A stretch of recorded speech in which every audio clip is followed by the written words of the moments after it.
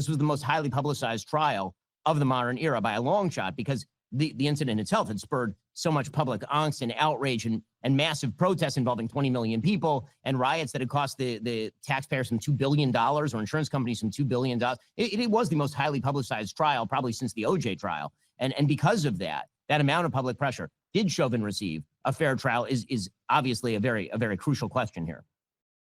But it sounds like your position is that this is more of a political issue as opposed to a policing issue. And what I would say to you as a black man in America, that there are times, and there's a preponderance of evidence throughout the years that shows that policing has been an issue as it pertains to black men, which is one of the things that we constantly bring up. So when that incident happened, I'm thinking about the officer himself, Ben Shapiro, and his intent from the standpoint, you're having your knee on the back of his neck. No matter what, from a medical perspective, we can deduce may have transpired in the end if you didn't have your knee on the back of his neck for that amount of time or exceeding 9 minutes, this would not have been the outcome.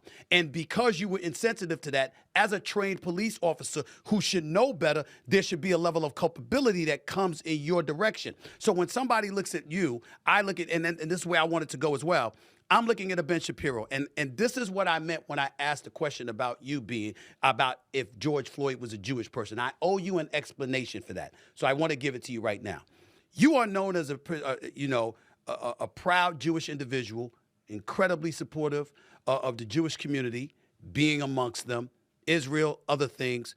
And I was bringing this up because I said, if that were a Jewish person, the conclusion that you ultimately reached, would you have been patient enough to draw that conclusion, peeling from the information that was deduced on an objective level to reach the conclusion that, hey, you know what? I don't think he should have been put in jail. That's where I was going, because I know how defensive, or I shouldn't say defensive, but a defender of the Jewish community that you are.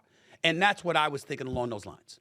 I mean, but I certainly hope so, because I can name you a dozen Jewish criminals who absolutely deserve to be in jail, right? And Jeffrey Epstein was a Jew. No, I'm just talking about that kind of incident. Hell, right? I mean, I think that I'm just talking about that kind of incident. And my point is that whenever, I'm also a lawyer, right? I mean, my identity as a Jew does not mean I have solidarity with a criminal who happens to be a Jew, or a person who's in a controversial law enforcement confrontation who happens to be a Jew. I mean, my job is to literally remove myself from and I think also that, as those original tweets show, I don't think that you have to have racial solidarity with a person in order to feel empathy for that person's situation.